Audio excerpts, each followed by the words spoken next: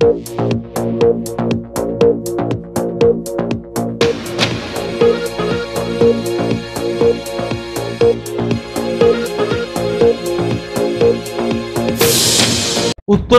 শিলিগুড়ি ও ধূপগুড়ির প্রচারে স্বয়ং প্রধানমন্ত্রীর মুখে বামেদের ভোট না দেওয়ার আহ্বান শুনে আপনি কি একটু চমকে উঠেছিলেন? এ আবার কি কথা? বিধানসভা ভোটে শূন্য হয়ে যাওয়া একটি দল, তাকে নিয়ে সময় ব্যয় করতে হচ্ছে খোদ প্রধানমন্ত্রীকে, তাও আবার উত্তরবঙ্গে, যেখানে নাকি সব বিজেপিময় হয়ে গেছে। তা কেন হঠাৎ বামেদের নিয়ে এত মাথা ব্যথা হলো খোদ প্রধানমন্ত্রী? বিশেষ করে এ রাজ্যে এখন ভোট মানেই তো তৃণমূল আর বিজেপি। এই বাইনারির বাইরে তো কোনো মিডিয়াই বিশেষ কোনো কথা বলে না, বলবেও না।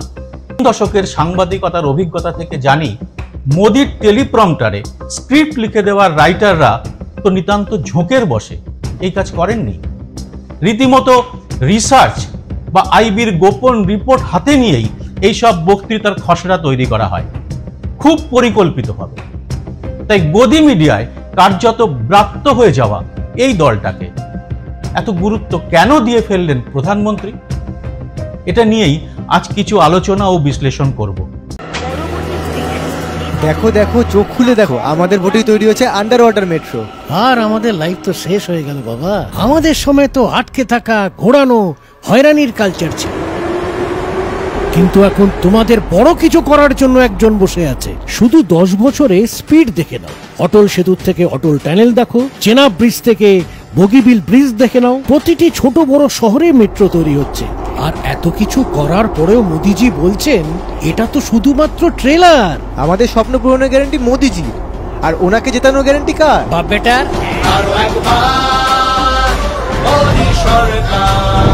পদ্মফুল চিহ্নে ভোট দিন, বিজেপিকে জয়ী করুন। একদিকে বিজেপি, অন্যদিকে তৃণমূল। রাজ্যে মূলত এই দুটি শিবির লোকসভা ভোটের প্রচার চালাচ্ছে বলে দেখা যাচ্ছে মিডিয়াগুলোতে। সেখানে বামেরা প্রায় নেই বললেই চলে। টিভি খুললেই দেখা যাচ্ছে কখনো প্রধানমন্ত্রী, কখনো স্বরাষ্ট্রমন্ত্রী চোখা চোখা বানে বিদ্ধ করছে তৃণমূলকে। অন্যদিকে মমতা বন্দ্যোপাধ্যায় বা অভিষেক বন্দ্যোপাধ্যায়রাও পিছিয়ে থাকছেন না। দুদলের হাতেই রয়েছে প্রচুর অর্থ, হেলিকপ্টার এবং আরো অনেক কিছু, এবং সবার উপরে রয়েছে প্রশাসনিক সহায়তাও। দেশের প্রধানমন্ত্রী বা রাজ্যের মুখ্যমন্ত্রী হিসেবে মোদি এবং মমতা কিছু বাড়তি সুবিধা পানই, আর তার সঙ্গে রয়েছে দুদলের খাস কিছু মিডিয়া গোষ্ঠী। আর সব মিলিয়ে একটা বাড়তি জৌলুস তো থাকছেই এই দুই দলের প্রচারে। রাজ্যের ভোট প্রচারের ছবিটা যখন মূলত এই রকম, তখন কেমন প্রচার করছে টিমে আর্থিক ক্ষমতার সিপিআইএম, যারা আবার নির্বাচনী বন্ডের টাকাও নেয়নি কেরলের মতো একটি রাজ্যে ক্ষমতায় থাকা সত্ত্বেও। তাই এই আপাত অনুজ্জ্বল প্রচারে কেমন সাড়া ফেলেছেন সিপিআইএম এর সৃজন, দীপশিতা, সায়রা, প্রতিকূরদের মতো তরুণ ব্রিগেড, আর প্রবীণ সুজন চক্রবর্তী বা মোহাম্মদ সেলিমরা। আসুন দেখা যাক। তৃণমূল এবং বিজেপির প্রচারের মূল মুখ কিন্তু মমতা বন্দ্যোপাধ্যায় এবং নরেন্দ্র মোদী। আর সিপিআইএম এর প্রচারের ক্ষেত্রে প্রথমেই বলতে হবে মীনাক্ষী মুখোপাধ্যায়ের নাম। এই প্রজন্মের জনপ্রিয় নেত্রী মীনাক্ষীকে প্রচারে সারা বাংলায় ঘোরানোর জন্যই এই লোকসভা ভোটে প্রার্থী তালিকায় রাখেনি সিপিএম। মীনাক্ষীদের ইনসাফ যাত্রার সাফল্য দেখে কিছুদিন আগে চমকে গিয়েছিল রাজ্য। তৃণমূলের জনগর্জন সভার চেয়েও অনেক বেশি লোক হয়েছিল ব্রিগেডের মীনাক্ষীদের কথা শুনতে। তখনই প্রশ্ন উঠেছিল, এই ভিড় কি ইভিএম এর বোতামে ফিরে আসবে? মীনাক্ষীর জনসভাগুলো কিন্তু সেরকমই ইঙ্গিত দিচ্ছে। प्रधान भी आपका, पंचायत का मेंबर भी आपका, और अपने गली में तो कुत्ता भी शेर होता है। कभी बाहर निकल कर आइए, उसके बाद सामना सामने हिसाब হবে। আসুন 7 জানুয়ারি এই গোটা পূর্ব বর্ধমানের তাঁত শিল্পীদের জন্য, রাইস মিলের কর্মীদের জন্য, ধান চাষি, আলু চাষিদের জন্য সবাই মিলে সুইসাইডের পথ আমাদের নয়, আমাদের পথ লড়াইয়ের। তাই লড়াইয়ের ময়দানে টিকে থাকুন, একে অন্যের হাত ধরুন, রাজ্যটাকে আলোর দিকে নিয়ে যায়। প্রবল ভিড় হচ্ছে মীনাক্ষীর প্রতিটি সভায়।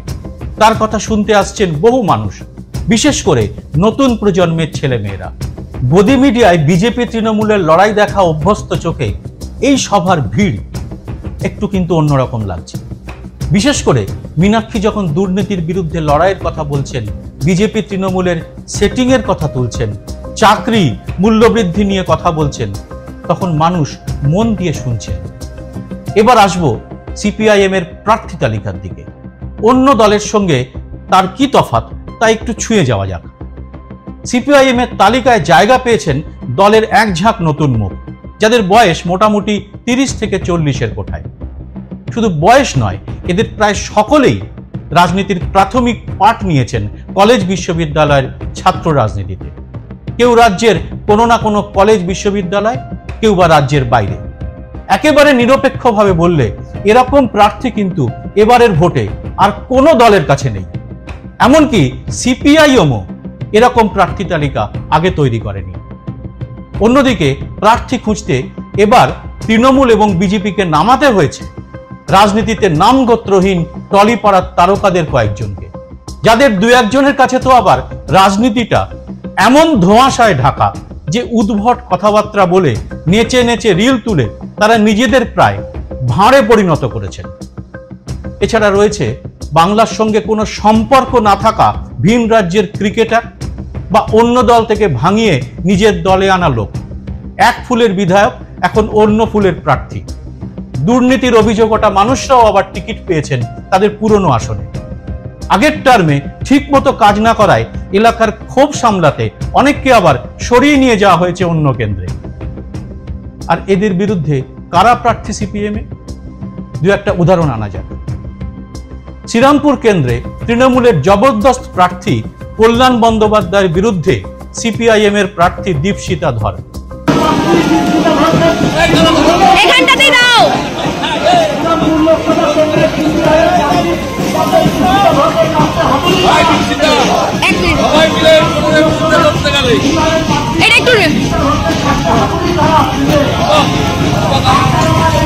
এখানে রয়েছেন বিজেপি প্রার্থী কল্যাণের প্রাক্তন জামাই কবির শঙ্কর বসু।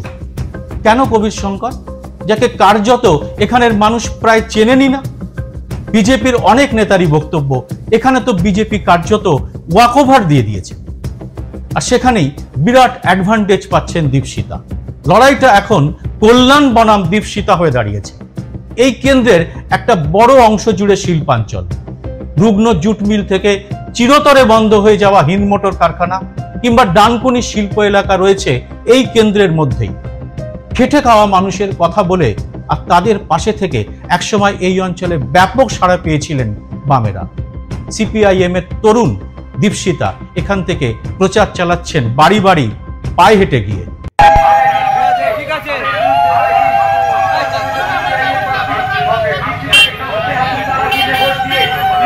জৌলুস নেই, আড়ম্বর নেই, কিন্তু মানুষ শুনছেন দিল্লির জেএনইউ থেকে পিএইচডি করা এই তরুণের মার্জিত এবং শানিত বক্তব্য।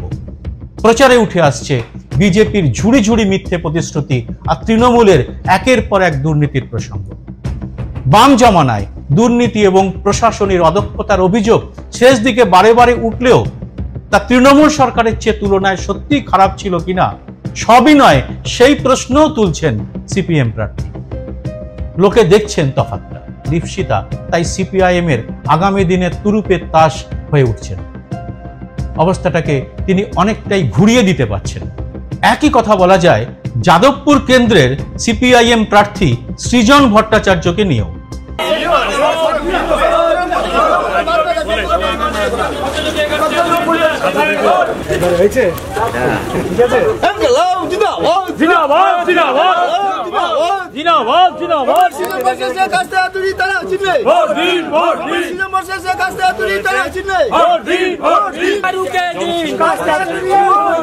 পিসির পায়ে হাওয়াই চটি, ভাই ভাই কোটি পতি, সভাগান্ধা সৃজন ভট্টাচার্যকে কাস্তে হাতুড়ি তারা চিনে। ছাত্র রাজনীতি থেকে উঠে আসা এই ঝকঝকে তরুণের গ্রহণযোগ্যতা কিন্তু ক্রমশ বাড়ছে। ডায়মন্ড হারবার কেন্দ্রের প্রার্থী প্রতিকুর রহমানও নজর কাটছেন প্রচারে। নজর কাটছেন দুই আইনজীবী তরুণ প্রার্থী হাওড়ার সব্যসাচী ও তমলুকের সায়ন। এরকম আরো উদাহরণ কিন্তু আছে। এই সব শিক্ষিত প্রার্থীরা বলতেই পারেন নিজেদের শিক্ষার হক চাইতে আমাদের পাশে রাখুন। বাংলার মানুষ তো শিক্ষিত, মার্জিত, আদর্শবান রাজনীতি কি চান? বাম মনোভাবাপন্ন কিন্তু একসময় যারা বামদের থেকে দূরে সরে গিয়েছিলেন পুরনো নেতৃত্বের অদক্ষতায়, তারা আবার আগ্রহ ভরে দুদণ্ড দাঁড়িয়ে এই সব তরুণদের কথা শুনছেন, বুঝতে চাইছেন কি বলতে চায় বামেদের এই নতুন প্রজন্ম। এরা পাশের বাড়ির ছেলে মেয়েদের মতোই দুপুর রোদে ঘুরছেন এগলি থেকে সেগলি। প্রবীণ সিপিএম নেতারা একান্তে জানাচ্ছেন ভোটের বাজারে সাফল্যের সিংহদুয়ার কালকেই যে হাট করে খুলে যাবে এমনটা তারা আশা করেন না। তবে কেন এই স্ট্র্যাটেজি নেওয়া হলো, আসুন এবার সেই আলোচনায় ঢোকা যাক। এর অনেকগুলো দিক থাকলেও প্রধানত 4টি বিষয় আমার কাছে খুব গুরুত্বপূর্ণ মনে হয়েছে। 1, তরুণ প্রার্থী চেয়ে নিচুতলার বাম কর্মী এবং সমর্থকদের একটা বড় অংশ বেশ কয়েক বছর ধরে সরব হয়েছিলেন। দলের বিভিন্ন বৈঠকে বারবার সে কথাই উঠেছে, তাদের সেই ইচ্ছাকে প্রাধান্য দেওয়া হয়েছে। 2, তরুণ প্রজন্ম তো বটেই, বয়স্ক ভোটারদের কাছেও সহজে পৌঁছতে তরুণমুখী সবচেয়ে ভালো কাজ করে। ভোটারদের সঙ্গে দ্রুত সম্পর্ক স্থাপন করা যায়। ভোটাররা অনেক ক্ষেত্রেই মনে করেন উজ্জ্বল মুখের আদর্শবান তরুণরা কিছুটা হলেও কাজ করবেন, অন্তত চেষ্টা করবেন। আশাহীন, দিশাহীন রাজনীতির কিছুটা হলেও বদল হবে, বাংলায় এখন যেটা সবচেয়ে বেশি দরকার। 3, আজ ব্যর্থ হলে সেখান থেকে আবারও সামনের 5টি বছর ধরে মানুষের সঙ্গে নিরন্তর থেকে যাওয়ার চেষ্টা করবে এই তরুণরা। তরুণ প্রজন্ম সেখান থেকে একটু একটু করে শিখে নেবে রাজনীতির মারপ্যাচ। 4, পুরনো অনেককে দেখেই বেশ কিছু বছর মুখ ঘুরিয়ে নিতেন এলাকার বহু ভোটার। আড়াল থেকে উড়ে আসতো ঝাঁঝালো মন্তব্য। নতুন প্রজন্মকে সামনে এনে সিপিআইএম কিন্তু সেই নেতিবাচক দিকটাকেও অনেকটা সরাতে পেরেছে। তবে একদিনে এই বদল আসেনি। একটা সময় সিপিএম তথা বাম দলগুলিকে বৃদ্ধতন্ত্রের ধারক ও বাহক বলা হতো। গুরুগম্ভীর চেহারার পক্ককেশ বৃদ্ধরা বাম দলের ওজনদার সমস্ত পদে বসতেন, সেটাই নিয়ম হয়ে উঠেছিল। নতুন প্রজন্মের কাছ থেকে ক্রমশ দূরে চলে যাচ্ছে সিপিএম, এই অভিযোগ ক্ষমতায় থাকাকালীন শেষ 10 বছরে বারবার উঠছিল। এ নিয়ে বিস্তর সমালোচনা, রঙ্গ ব্যঙ্গ হলেও বামেরা তখন তাতে কর্ণপাত করেনি। অবশেষে বাধ্য হয়েই স্ট্র্যাটেজিতে বদল এনেছে তারা, বলা ভালো আনতে হয়েছে। আর তাতেই যে সাফল্য আসছে তা তো হাতে কলমেই দেখা যাচ্ছে। বছর 3 আগে সেই মহামারীর সময় মানুষের পাশে এসে দাঁড়িয়েছিলেন কলকাতা শহর, এমনকি জেলা শহরগুলির কিছু তরুণ যুবক।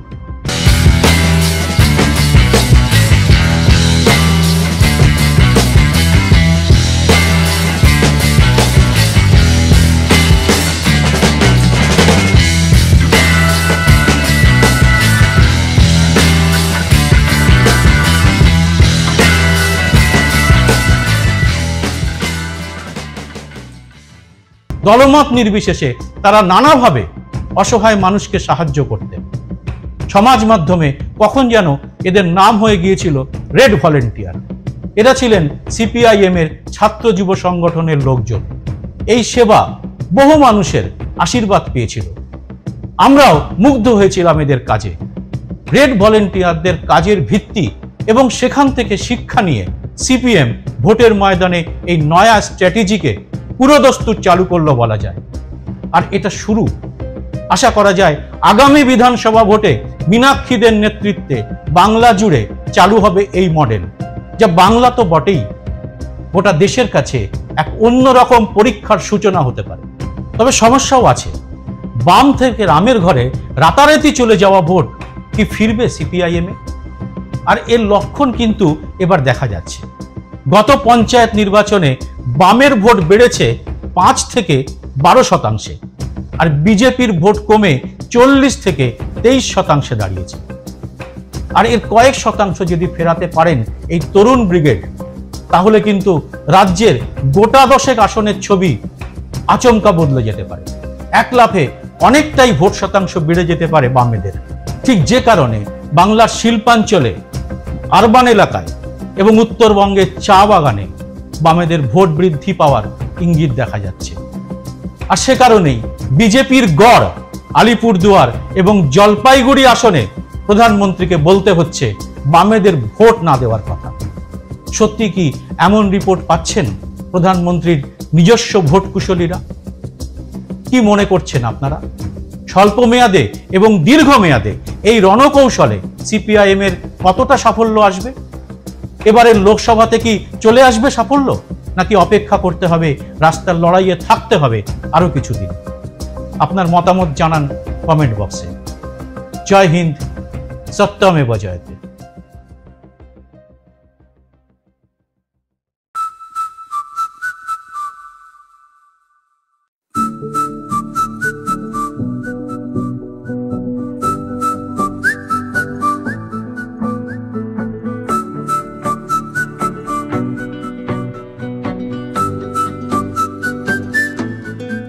नई नजर से चल दुनिया परखें, जहाँ तेरा गलत ना मेरा सही हो, सोच को अपनी छूने दे अंबर, जैसे हवा में एक पतंग उड़ रही हो। तू बदले तो ही बदले जमाना, औरों से पहले खुद को ये समझाना।